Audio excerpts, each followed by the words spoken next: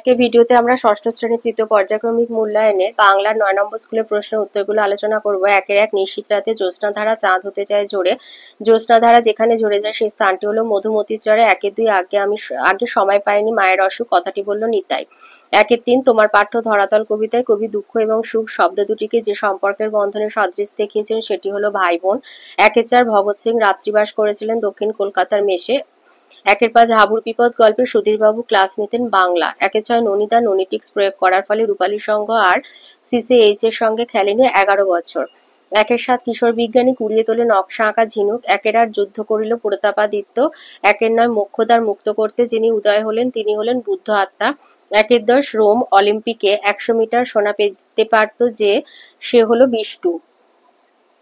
একের 11। পরীক্ষার ঘর কি তবে একটা চোর পুলিশের খেলা, কথাটি বলেছেন হেডমাস্টার মশাই। দুইয়ের একে বলেছে তোমাদের পাঠ্যাংশে পরম বিজ্ঞানী বলতে কাকে বলা হয়েছে? স্যার আইজ্যাক নিউটনকে।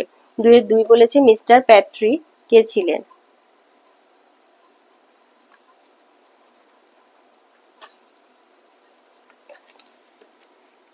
লিখবেন মিস্টার প্যাট্রি ছিলেন তৎকালীন ব্রিটিশ গোয়েন্দা বিভাগের প্রধান।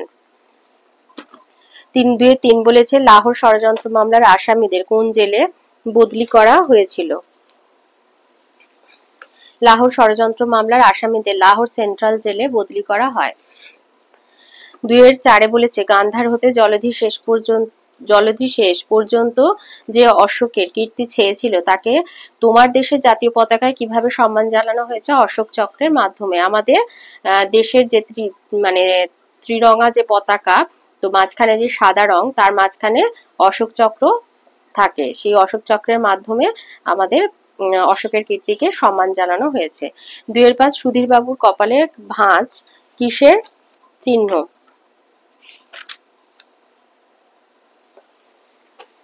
লিখবে সুধীর বাবুর কপালের ভাঁজ প্রকাশ করে যে তিনি বিশেষ সন্তুষ্ট নন, মানে তার অসন্তোষের চিহ্ন। তাহলে সুধীর বাবুর কপালের ভাঁজ প্রকাশ করে যে তিনি বিশেষ সন্তুষ্ট হননি। তিনের একে বলেছে যতীন্দ্রনাথ কখন কেন জ্ঞান হারিয়ে ফেলেছিলেন? লিখবে 1929 খ্রিস্টাব্দে 13 জুলাই বিপ্লবী যতীন দাস লাহোর সেন্ট্রাল জেলায় অনশন শুরু করেন। এরপর 7টি দিন নিরুপদ্রবে কাটার পর 20 জুলাই ভোরবেলা জেল সুপার, জেল ডাক্তার ও 8 জন দশাশই চেহারার পাঠানকে সঙ্গে নিয়ে যতীন দাসের সেলে প্রবেশ করেন। এরপর যে ঘটনা ঘটে তার রীতিমতো হামলা। ওই 8 জন শক্তিশালী পাঠান 8 দিনে না খেয়ে থাকা দুর্বল যতীনের উপর ঝাঁপিয়ে পড়ে। এই সুযোগে জেল ডাক্তার একটা সরু নল যতীনের নাক দিয়ে প্রবেশ করিয়ে ঢালতে শুরু করে দুধ। যতীন সেই দুধ তার শরীরে না ঢুকতে দেওয়ার জন্য জোরে জোরে কাশতে শুরু করেন। এর ফলে দুধের ওই নলটি খাদ্যনালী থেকে সরে গিয়ে শ্বাসনালীতে ঢুকে যায়। কিছুটা দুধ গিয়ে যতীনের ফুসফুসে প্রবেশ করে, তখন যতীন দাস জ্ঞান হারিয়ে ফেলেন। তিনের দুয়ে বলেছে তখন সুধীর বাবুর মাথায় ঘুরছে অদ্ভুত কাণ্ড। কার অদ্ভুত কাণ্ড? কাণ্ডটি কি?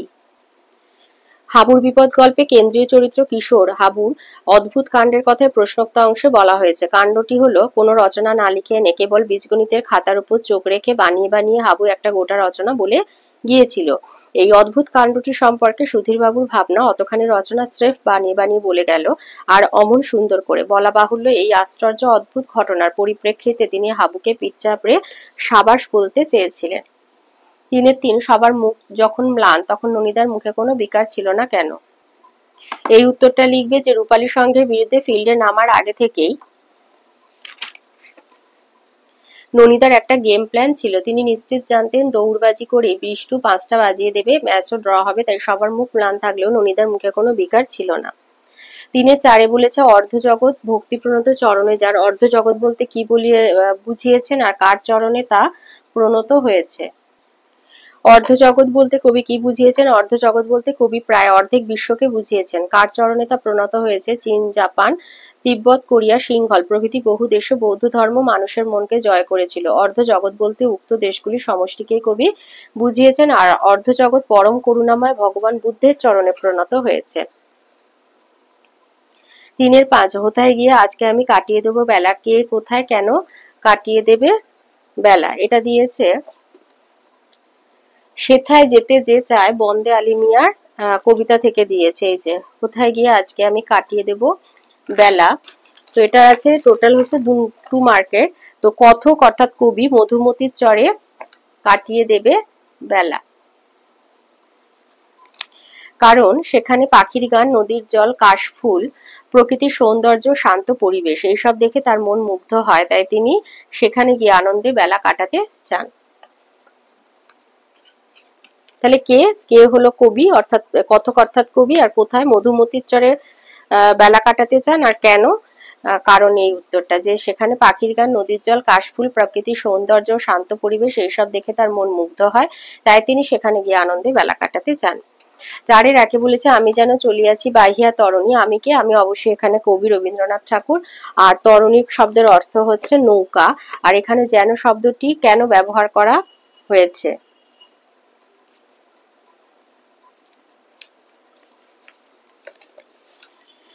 লিখবে ধরাতল কবিতাটি কবি রবীন্দ্রনাথ ঠাকুরের কাল্পনিক ভাবনার ফসল। কবির কল্পনার নৌকায় যাত্রী হয়ে নদীর বুকে ভেসে চলেছেন, আর নদীর দুই তীরবর্তী গ্রামের প্রকৃতি ও মানুষের কর্মকাণ্ডের ছবি মনের দর্পণে দেখতে পাচ্ছেন। কল্পনায় যেন তিনি বাস্তবকে প্রত্যক্ষ করছেন, কিন্তু কল্পনা ও বাস্তব তো কখনো এক হতে পারে না, তাই আলোচ্য চরণে কবি যেন শব্দটি ব্যবহার করেছেন। 4-এ 2-এ বলেছে আম্পায়ারকে ঘিরে তর্কাতর্কি শুরু হলো। আম্পায়ারকে ঘিরে তর্কাতর্কি শুরু হয়েছিল কেন? আর মাঠে চূড়ান্ত অস্থিরতার সময় ননিদা কেমন ভূমিকা নিলেন?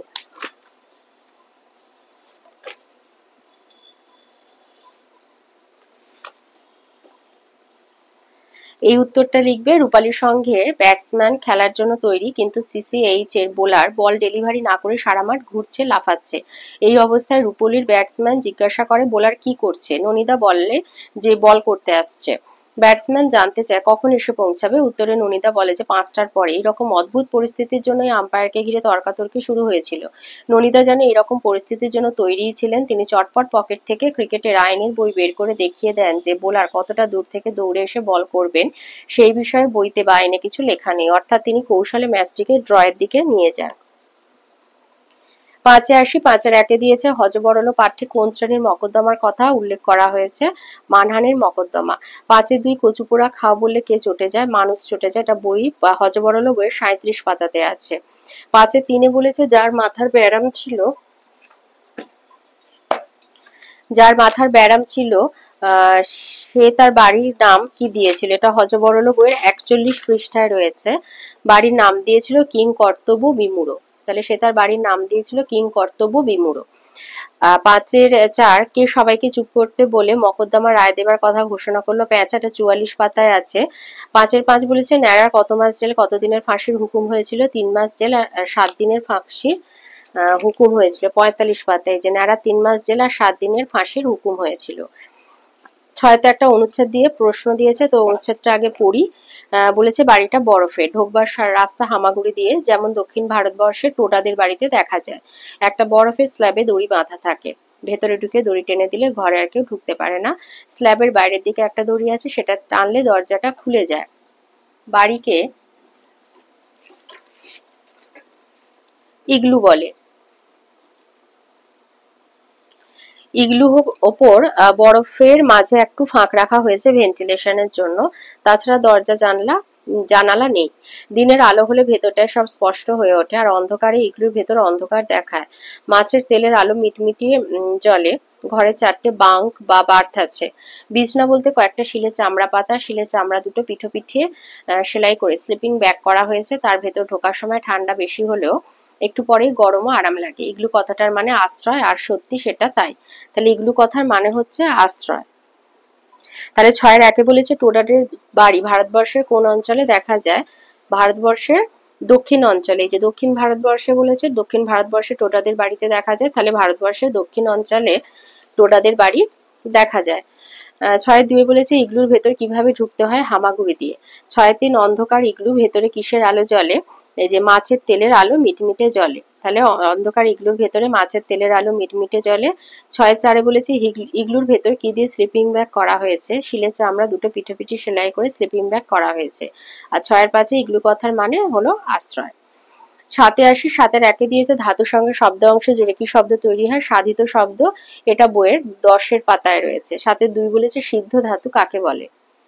আচ্ছা, মৌলিক ধাতুর আরেক নাম হচ্ছে এই যে সিদ্ধ ধাতু, এই যে এর অপর নাম সিদ্ধ ধাতু। তাহলে লিখবে যে ক্রিয়াপদের যে মূলগুলো সবচেয়ে ছোট সেগুলোই হচ্ছে মৌলিক ধাতু, এদের আর ভাঙা যায় না বা বিশ্লেষণ করা যায় না। যেমন করি, কর ধাতুযুক্ত ই হস্যই, করি অংশটিকে বিশ্লেষণ করে কর পাচ্ছি, করকে আর বিশ্লেষণ করা যাচ্ছে না, তাই কর হলো মৌলিক ধাতু বা সিদ্ধ ধাতু। 7-এ বলেছে একটি উদাহরণ সহযোগে সকর্মক ক্রিয়া কাকে বলে বুঝিয়ে লেখো। লিখবে ক্রিয়াপদটিকে কি দিয়ে প্রশ্ন করে যদি বাক্যের কোনো শব্দে তার উত্তর পাওয়া যায়, অর্থাৎ যে ক্রিয়া কর্ম আছে তাকে সকর্মক ক্রিয়া বলে, মানে নয়, অর্থাৎ হচ্ছে যেমন লিখবে যে রোজ সে মন দিয়ে বই পড়ে, বা এতদিনে সে ভালো রাঁধতে শিখেছে, বা রাগ করে তিনি আর কবিতা পড়লেন না। 4-এ দিয়েছে উদাহরণ সহযোগে যোজক পদ কাকে বলে বুঝিয়ে লেখো।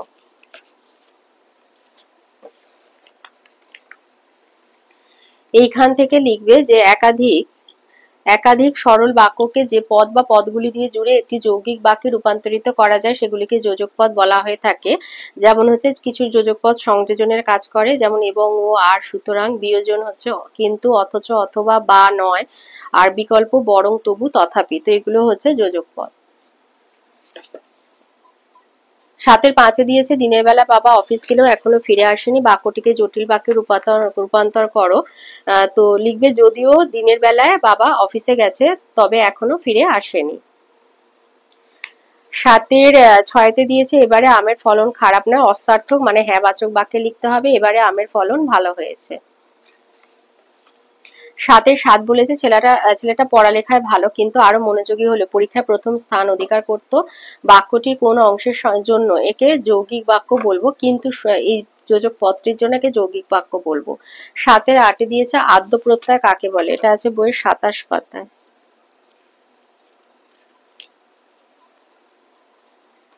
লিখবে উপসর্গ হলো সেই সব বর্ণ বা বর্ণচিহ্ন যেগুলি শব্দের আগে সংযুক্ত হয়ে শব্দটির অর্থকে আংশিকভাবে বা পুরোপুরি বদলে দিয়ে থাকে। উপসর্গগুলোকে অন্য নামে ডাকা হয়, সেটি হচ্ছে আদ্য প্রত্যয়। তাহলে আদ্য প্রত্যয় হচ্ছে উপসর্গের আর একটা নাম, তাই উপসর্গের সংজ্ঞাটা দিলেই হবে। যেমন হচ্ছে তোমার এই যে প্র, পরা, অপসম, আব, এই যে সব উপসর্গ, এগুলো অনা, এগুলো ইত্যাদি। যেমন অনা দিয়ে লিখে দেবে অনাহার, অনাসৃষ্টি। আন দিয়ে লিখে দেবে আনকোরা, আনমনা, আবছায়া, আবডাল ইত্যাদি। তাহলে আদ্য প্রত্যয় মানে হচ্ছে উপসর্গ কাকে বলে। 8-এ দিয়েছে দেয়াল পত্রিকা প্রকাশের অনুমতি চেয়ে প্রধান শিক্ষক মহাশয়ের কাছে একটা চিঠি লিখতে বলেছে, পত্র। তো এটা তোমাদের বইয়ের 77 পাতায় রয়েছে। তো মাননীয় প্রধান শিক্ষিকা সমীপে এসো, স্কুলের নাম, স্থান, মহাশয়া, আমরা আপনার বিদ্যালয়ের ষষ্ঠ খ শ্রেণীর ছাত্রী। অন্যান্য শ্রেণীর মতো আমরাও একটা দেয়াল পত্রিকা প্রস্তুত করে প্রার্থনা কক্ষে দেয়ালে রাখতে চাই। আমাদের দেয়াল পত্রিকার মূল ভাব পরিচ্ছন্ন পরিবেশ ও বনসৃজন।